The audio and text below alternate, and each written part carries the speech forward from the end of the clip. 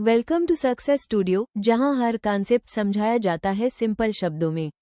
यहां हम सीखते हैं कैसे नॉलेज को सक्सेस में बदला जाए। So let's begin the journey to learn. नमस्कार दोस्तों, स्वागत है आपका सक्सेस स्टूडियो में। आज के इस लेक्चर में हम समझेंगे कॉर्पोरेट फाइनेंस के कुछ बहुत ही जरूरी कॉन्सेप्ट्स, जैसे कि फाइनेंशियल मैनेजर की भूमिका, फर्म का गोल, एजेंसी कॉन्फ्लिक्ट और बिजनेस एथिक्स।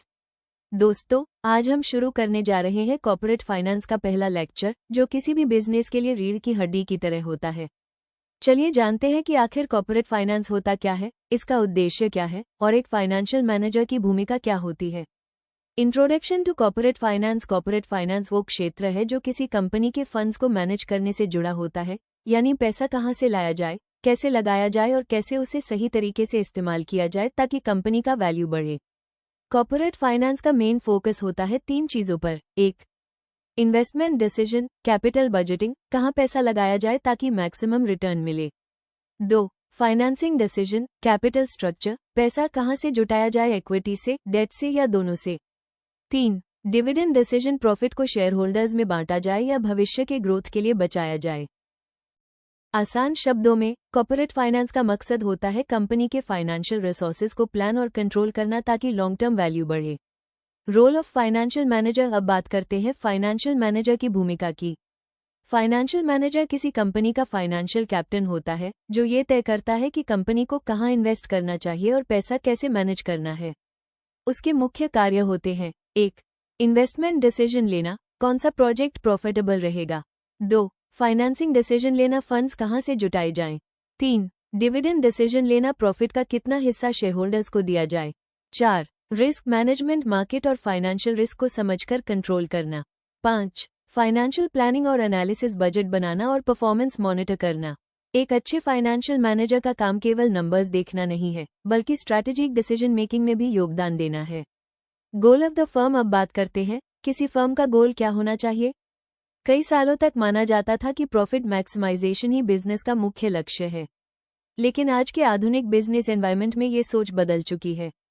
अब सबसे बड़ा लक्ष्य है वेल्थ मैक्सिमाइजेशन, यानी शेयरहोल्डर्स वैल्यू बढ़ाना।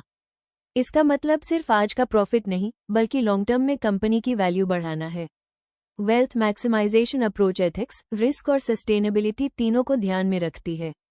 Agency conflict. अब समझते हैं एक इंपॉर्टेंट कॉन्सेप्ट, एजेंसी कॉन्फ्लिक्ट।